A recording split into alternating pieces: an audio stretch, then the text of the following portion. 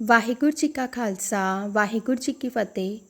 प्यारो, यदि कोई सिर्फ बीती साखियाँ ही मत समझना, आज भी जिसके पास सुखमनी साहिब की देन है, ये हमारी इज्जत बचाती है, ये बात बन जाती है। अखियाँ विच कट्टा मुँह विच डट्टा, बिड़बिड़ तके बोल न सके। अन्य भी कई पक्षों से परमात्मा अपने प्यारों की इज्जत रखता है, उनकी लाज बचाता है, किसी भी पक्ष से उनकी पीठ नहीं लगने देता। गुरु साहिब के समय की भी ऐसी उदाहरणें मिलती हैं। सूरज प्रकाश ग्रंथ में एक कथा मिलती है शीहा व गज्जन की। शीहा गज्जन दोनों भाई आए सतगुरु की सरनाई। ये दोनों भाई हुए हैं गुरु नानक साहिब के समय। गुरु नानक साहिब ने इसे वचन किया था कि 2 समय सत्संग किया करो। यहाँ दास एक बात स्पष्ट कर दे, सत्संग से भाव सिर्फ समूह में मत लेना। समूह में भी संगत होती है, लेकिन जब आप 2-4 शरीर मिलकर भी गुरु के विचार, गुरु की कथा कहानियाँ करते हो तो ये भी सत्संग है। सत्संग आप अकेले भी कर सकते हो, अकेले घर बैठकर भी, टेप लगाकर भी सत्संग हो जाता है। बानी पढ़कर संगत हो जाती है। सत्संग गुरु के इतिहास की कोई किताब अथवा कोई अन्य धार्मिक किताब पढ़कर भी अकेले हो जाती है। किसी ने बाबा नानक सिंह जी को प्रश्न किया था कि 2 समय सत्संग का क्या लाभ है। बाबा जी कहने लगे, बर्तन इतना मैला नहीं होता कि कई जन्म बारी ही ना आए, मैल साथ साथ धुल जाती है। आप कभी नोट करो, कपड़ा कम गंदा हो, बड़ी आसानी से धोने से मैल उतर जाती है। जितना कपड़ा अधिक मैला हो, उतना ही साफ करना कठिन होता है, समय भी अधिक लगता है। इसके अलावा कई कपड़े ऐसे भी होते हैं जिनसे कारें, मशीनों के पुर्जे इत्यादि साफ किए जाते हैं, जिनकी कालक ऐसी पक्की होती है कि हज़ारों बार धोने से भी साफ नहीं होती। कपड़ा फट जाएगा लेकिन साफ नहीं होगा। बाबा जी वचन करते थे कि इसी तरह यदि कोई प्रभात काल उठकर बानी से जुड़ता है, उसके रात के किए पाप धुल जाते हैं, और जब रात को जुड़ता है तो दिन के किए पाप धुल जाते हैं, पाप जमा नहीं होते। 2 समय सत्संग करने के साथ साथ बर्तन साफ होता जाता है। इन दोनों भाइयों ने गुरु साहिब का वचन संभाल लिया। 2 समय बानी से जुड़ना, संगत भी करनी। इतिहास लिखता है, शीहे की लड़की की शादी आ गई। घर में कोई बहुत अमीरी नहीं थी, बस गुजारा हो रहा था। मन में भावना बनी कि विवाह से पहले घर में संगत के चरण भी डलवाए जाएं। घर में सत्संग करवाया। बारात के लिए जो रसद लाई गई थी, उसमें से अधिकांश रसद संगत के लंगर पर लग गई। समर्था अनुसार थोड़ा बहुत और राशन लाया गया। प्राचीन समय ऐसा था, 2-3 दिन बारात लड़की वालों के घर ठहरा करती थी, पर अचानक उन्हें संदेश मिला कि बारात 7 दिन रुकेगी। उन्होंने तो प्रबंध किया हुआ था 2 दिन के राशन का, पर अब सोचते हैं कि बारातियों की खातिरदारी कैसे होगी। शीहे के अंदर भरोसा था, जिस गुरु के चरण पकड़े हैं वह बहुत समर्थ है, वह स्वयं सारे कार्य संवारेगा, इज्जत रखेगा। कहने लगा, किसी ने भी पदार्थों वाले बर्तनों पर से कपड़ा उतार कर नहीं देखना कि कितनी चीज़ रह गई है। सामान बनाते जाओ, बर्तनों में डालते जाओ और बांटते जाओ। और स्वयं गुरु साहिब के चरणों में अरदास कर दी, सतगुरु जी, कन्या का कार्य है स्वयं लाज रखना, इज्जत बचाना। इतिहास लिखता है कि 7 दिन 7 रात बारात रुकी। सभी ने पकवान ग्रहण किए, किसी भी पदार्थ की कोई कमी ना आई। ये गुरु साहिब का कौतक ही था। बस प्रत्येक संगत का प्रेमी हाथ में कुछ ना कुछ लेकर आ ही रहा था। गुरु साहिब ने संगत द्वारा बरकत डलवा दी, क्योंकि उसका स्वभाव है इज्जत रखना। अमृतसर में एक चन्नन सिंह नामक कॉलोनी है। उस कॉलोनी में रहने वाले परिवार की एक महिला थी, जिसका पति पंजाब रोडवेज की बस का ड्राइवर था। उसकी बस के नीचे कोई व्यक्ति आ गया। अब बन गई कि सिर पर एकदम मुश्किल। नौकरी से छुट्टी हो गई, केस पड़ गया। जब तक केस चलता है थोड़ा बहुत वेतन मिलता है। अब अकस्मात ही विपत्ति बन गई, नौकरी भी गई, वेतन भी थोड़ा सा मिलना, जिससे घर का निर्वाह भी ना होना, ऊपर से केस भी पड़ गया, उसका खर्चा भी और सज़ा का भी डर। कोई साल बीत गया, केस लड़के, तारीखें पड़ती जाएं, कोई फैसला ना हो। भगवान की करनी कोई गुरमुख प्यारा उन्हें मिल गया। उसने पूछ लिया, ये जो भी आपसे दुर्घटना हुई है, ये अचानक हुई है या जानबूझकर? उसने बताया कि अचानक ये दुर्घटना हुई है। उस गुरमुख प्यारे ने प्रेरणा दी कि गुरु नानक का घर बहुत बड़ा है, उसका सहारा लो। ये भी कोई कर्मों की खेल है, यो कोई परीक्षा की घड़ी बन गई है। आप दरगाही बानी, बख्शीशों से भरी अनमोल बानी, सुखमनी साहब का सहारा लो। मालिक अवश्य आपकी इज्जत बचाएगा, आपकी लाज रखेगा। उसने रास्ता दिया कि रोज़ बाबा दीप सिंह जी के द्वार पर प्रेम से सुखमनी साहब का पाठ करो और श्रद्धा से 1 घंटा झाड़ू की सेवा करो। सप्ताह बाद देख कर आकर अरदास करते जाओ कि बाबा जी कृपा करो, केस चल रहा है, स्वयं ही कोई मार्ग निकालो, हमारी लाज रखो। अब वह ड्राइवर इतना श्रद्धालु नहीं था, लेकिन उसकी पत्नी के अंदर बड़ी श्रद्धा थी, गुरु घर के प्रति, बानी के प्रति। ड्राइवर तो ना माना, मगर उसकी पत्नी ने सुखमनी साहब का आंचल पकड़ लिया। उसने प्रतिदिन बाबा दीप सिंह जी के द्वार पर जाकर सुखमनी साहब का पाठ भी करना और श्रद्धा से झाड़ू भी देना। ड्राइवर के भीतर धैर्य नहीं था। उसने कहना, तू चाहे जितनी मर्जी बानी पढ़ती जा और चाहे जितनी मर्जी बाबा दीप सिंह जी के द्वार पर जाकर अरदासें करती जा, अनुरोध करती जा। मुझ पर जो केस बना है उससे मुझे कोई नहीं बचा सकता, मुझे सज़ा होकर ही रहनी है। परंतु पत्नी धैर्यवान थी। उसने अपने भरोसे में दरार न आने दी और रूटीन से अपना नियम अदा करती रही। जिस दिन केस की तारीख थी, उसने पति को भी निवेदन करके प्यार से मना लिया कि आज अवश्य बानी पढ़कर बाबा जी के चरणों में हाजिरी लगाकर कचहरी जाओ। पति सहमत हो गया। पत्नी के कहे अनुसार बाबा जी के द्वार पर सुखमनी साहब पढ़कर कुछ देर झाड़ू की सेवा की और दे कर आकर अरदास की कि बाबा जी आप ही कोई विध बनाओ। दास विचार कर रहा है सुखमनी साहब की बढ़ाई पर कि जब इस बानी का सहारा कोई ले ले तो कैसे मार्ग निकल आता है, लाज रह जाती है। अब जब वह सुखमनी साहब का सहारा लेने के पश्चात कचहरी गया तो वहाँ उनके वकील ने जज के सामने ये पॉइंट रखा। कहने लगे, जज साहब, मैं आपके ध्यान में एक बात लाना चाहता हूँ कि इस ड्राइवर की बस के नीचे जो व्यक्ति आया था वह पिछले टायर के नीचे आया था। यहाँ एक बात ध्यान में रखना कि अब अगले टायर के नीचे कोई व्यक्ति आए तो ड्राइवर की गलती होती है, लेकिन यदि पिछले टायर के नीचे आए तो इसमें ड्राइवर की कोई गलती नहीं मानी जाती, जबकि नीचे आने वाले का अपना ही कसूर होता है। जब वकील ने जज के आगे ये पॉइंट रखा तो उसने 1-2 गवाहियाँ ली, सबूत चेक किए और फैसला दे दिया कि व्यक्ति पिछले टायर के नीचे आया था, इसलिए ड्राइवर की कोई गलती नहीं, इसे बरी किया जाता है। अब स्वयं ही आप अनुमान लगा लो कि वही केस जिसे चलते साल हो गया था, कोई रास्ता नहीं था मिल रहा। परिवार वालों को भी ये यकीन हो गया था कि सज़ा निश्चित है, लेकिन सुखमनी साहब की बानी ने कैसे बाँह पकड़ ली, परिवार की इज्जत रख दी। देखो, वही वकील साल से केस लड़ रहा था, परंतु उसके दिमाग में ये पॉइंट पहले नहीं आया। परंतु जब गुरु कृपा करे, उधर से मीटर चले, तो फिर वह कैसे दिमाग में ला देता है। दास का ये किसी का बीता जिक्र बताने से भाव है कि जीवन में एक जैसा समय कभी नहीं रहता। कभी सुख होते हैं और कभी दुख। कई बार बड़ा सुंदर सुख का समय चल रहा होता है कि अचानक दुख का समय आ जाता है, अचानक मुश्किल समय बन जाता है। लेकिन एक बात याद रखना कि यदि हमारे घरों में सुखमनी साहब का पहरा है तो वह लाज रखेगा, स्वयं हमारी बाँह पकड़ेगा, इज्जत रखेगा।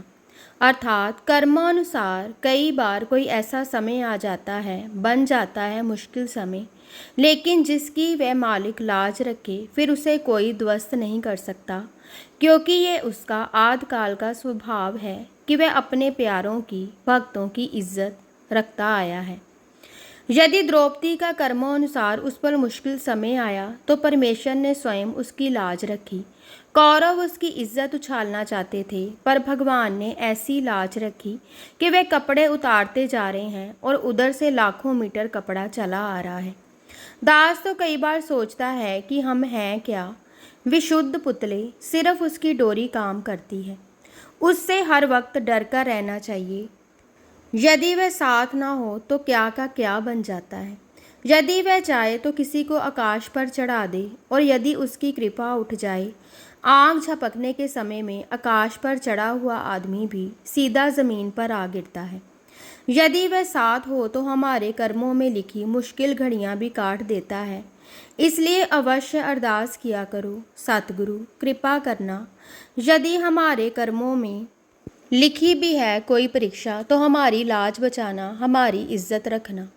गुरु अर्जन साहब ने भाई माधो दास को भेजा था कश्मीर प्रचार करने हेतु। बड़े रंग में, प्रेम में गुरु साहब के चरणों में लीन होकर कथा कीर्तन करता था। संगतें भी शामिल होती थी। कई बार रात के 2 बज जाने, रंग में समय का पता ही न लगना।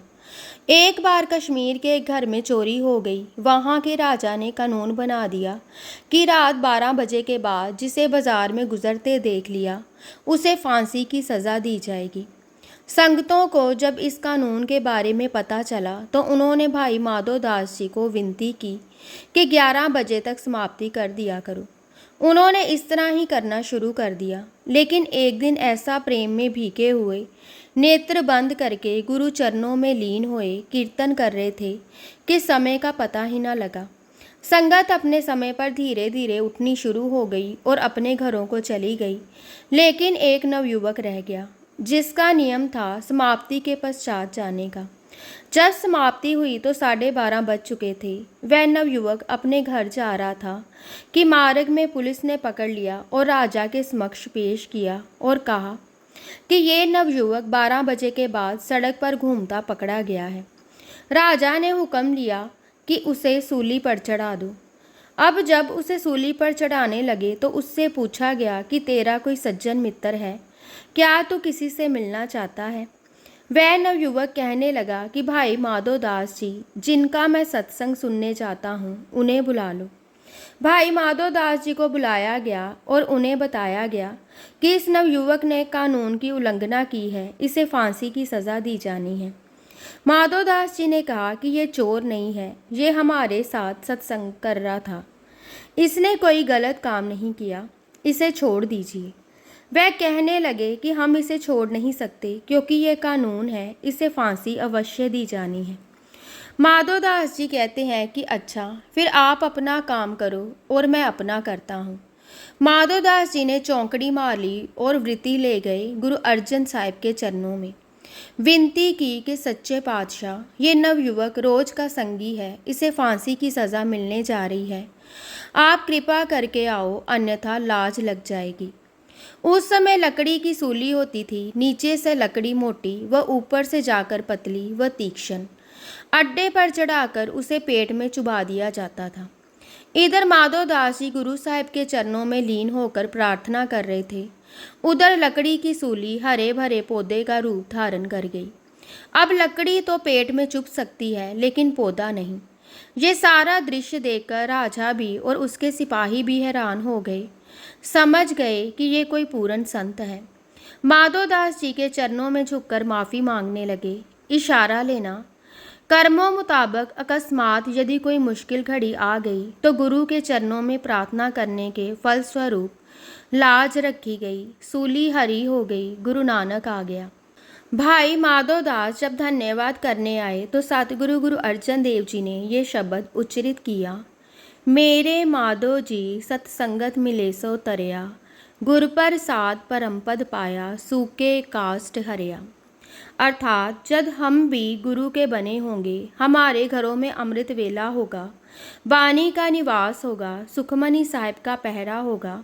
यदि हमारे कर्मों में कोई बदनामी की रेखा ऊपर आ भी गई तो वह हमारी इज्जत रखेगा। ये रेखाएं होती हैं, एक रेखा होती है प्रभुता की, आदर की। ये रेखा ऊपर को जारी होती है कि जगत में तेरा आदर होगा, प्रभुता, बढ़ाई, मान सम्मान की रेखा। लेकिन कई बार साथ ही एक रेखा दूसरी ओर से उस रेखा को काट रही होती है, जिसका मतलब होता है ईर्ष्या करने वाले तुझे काटने के लिए आएंगे, तेरे निंदक भी होंगे। भाव प्रभुता की रेखा के साथ कई बार बदनामी की रेखाएं भी होती हैं। ये कर्मों की रेखाएं होती हैं हमारे हाथों पर, मस्तक पर। यदि कोई श्रद्धा से संगतों के जूते साफ करे, जूठे बर्तन साफ करे, गुरु को ये अशुभ रेखाएं मिटानी पड़ती हैं।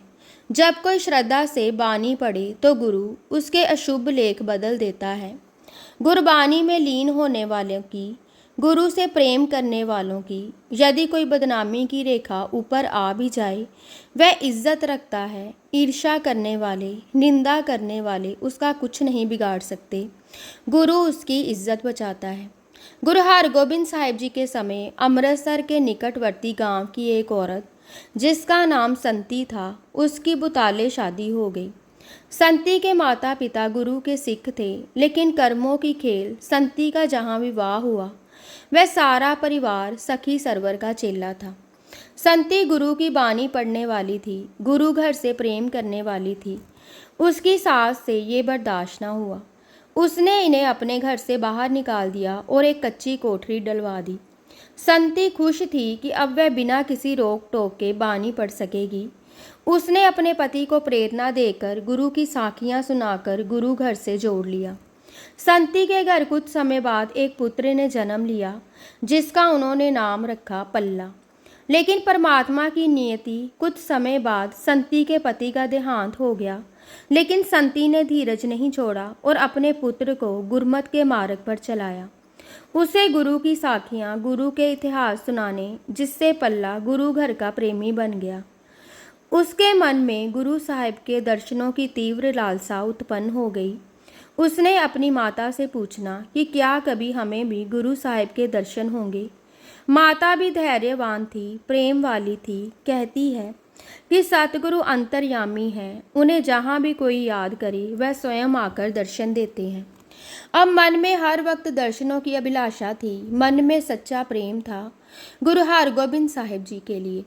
हर वक्त अपने पल्लू से गुड़ की रोड़ी बांध कर रखनी कि जब गुरु साहिब मिलेंगे ये उन्हें भेंट करूँगा। दिन रात प्रार्थनाएं करता था, कोई करे तो सही प्रेम से गुरु को मन से याद। टेलीफोन आ जाते हैं, चिट्ठियाँ पहुँच जाती हैं। गुरु हरगोबिंद साहिब जी को उसके प्रेम का संदेश पहुँचा। गुरु साहिब अपने कुछ सिखों सहित पल्ले के गांव बुताले पहुँचे। ये सारा गांव सखी सरवर को मानने वाला था। उन्होंने गुरु साहिब का कोई आदर सत्कार ना किया। गुरु साहिब ने ध्यान किया कि मेरा प्यारा कहाँ है और सीधा वहाँ जाकर घोड़ा खड़ा किया जहाँ पल्ला बैठा गुरु साहिब को याद कर रहा था। गुरु साहिब ने उसे दर्शन देकर आनंदित किया, जो पल्लू में गुड़ की रोड़ी हर वक्त साथ रखता था। अब खोलता है कपड़े की गांठ कि गुड़ भेंट करूं और गांठें ना खुलें। दुनिया का मालिक छठे पातशाह जी कहने लगे, आ पल्ले, तेरी गांठें मैं खोल दूं। वह क्या गांठ खोलनी थी, उसकी जन्म जन्मांतरों की गांठें खोल दी। पल्ले ने गुरु साहिब के आगे गुड़ की रोड़ी रखकर माथा टेका। सतगुरु कहते हैं कि पल्ले, हमें बड़ी भूख लगी है, हमारे सारे सिख भी भूखे हैं, हमें अपने घर ले जाकर भोजन करवा। पल्ला बड़ा प्रसन्न गुरु साहिब को अपने घर ले गया। माता भी गुरु साहिब के दर्शन करके सूझबूझ भूल गई। पल्ला कहने लगा, माता, गुरु साहिब ने भोजन करना है, उनके लिए भोजन तैयार कर। सारे गांव वाले इनसे बहुत ईर्ष्या करते थे। वह सभी छतों पर जा खड़े हुए और हंसने लगे कि इनके घर में तो अपने लिए एक समय से अधिक का राशन नहीं होता। ये गुरु साहिब और उनके साथ कम से कम 100 सिखों को भोजन कैसे करवाएंगे। उन सभी ने मिलकर सलाह की कि कोई इन्हें उधार भी न दे, फिर इनका तमाशा देखेंगे। ये अपने गुरु साहिब को भोजन नहीं करवा सकेंगे और स्वयं इनकी बदनामी होगी। हम भी सभी मिलकर इनका मजाक उड़ाएंगे। लेकिन वह क्या जानते थे, दीन दुनिया का मालिक, सभी की लाज बचाने वाला दाता, जिनके घर बैठा है, उसका कोई अपमान कैसे कर सकता है। अंतर्यामी सतगुरु पल्ले को कहते हैं कि अपने गले में पल्लू डालकर और ये जो गांव वाले छतों पर खड़े हैं आपका मजाक उड़ाने के लिए, तमाशा देखने के लिए, उन सभी को हाथ जोड़कर अपने घर भोजन के लिए निमंत्रण दे के आ। जब पल्ले ने गुरु साहिब की आज्ञा अनुसार गांव वाले को जाकर कहा कि आप भी हमारे घर आकर भोजन करो, तो वो कहते हैं कि अब तो इसका पूरा ही तमाशा बनेगा। जिसके घर अपने खाने के लिए रोटी नहीं, वह सभी गांव वालों को कहाँ से खिलाएगा। गुरु साहिब अपने प्यारों की इज्जत रखने वाला दाता है। पल्ले को 2 रुमाल दिए और कहा कि वह अपनी माता को दे और कह कि ये रुमाल आटे पर डाल दे और एक दाल पर रुमाल उठाकर नहीं देखना। पल्ले की माता संती ने घर में जो थोड़ा सा आटा था वह गूंथा और जो थोड़ी सी दाल थी वह पकाई और गुरु साहिब के प्रदान किए हुए रुमाल ऊपर डाल दिए। संती रोटियां पकाती गई और पल्ला सभी को खिलाता गया। सभी सिखों ने भी और सभी गांव वालों ने भी भोजन किया। गुरु साहिब ने ऐसी कृपा दृष्टि की, ऐसी बख्शिश की कि कोई भी कमी ना आने दी। अपने सिखों की, अपने प्यारों की पीठ नहीं लगने दी। ऐसे उनकी इज्जत बचाई कि सारा गांव गुरु साहिब के चरणों पर नतमस्तक हो गया और कहते हैं कि हम तो इनकी गरीबी का उपहास उड़ाना चाहते थे, लेकिन हमें पता नहीं था कि इनका गुरु इतना समर्थ है, अपने सिखों की कभी पीठ नहीं लगने देता। प्यारो, अब भी गुरु साहिब कहीं गए नहीं, आज भी अपने प्यारों के नाम जपने वालों की इज्जत रखते हैं। सुखमनी साहिब की बानी की 9वीं विशेषता का शेष हिस्सा अगले भाग में सरवण करो। वाहिगुरु जी का खालसा, वाहिगुरु जी की फतेह।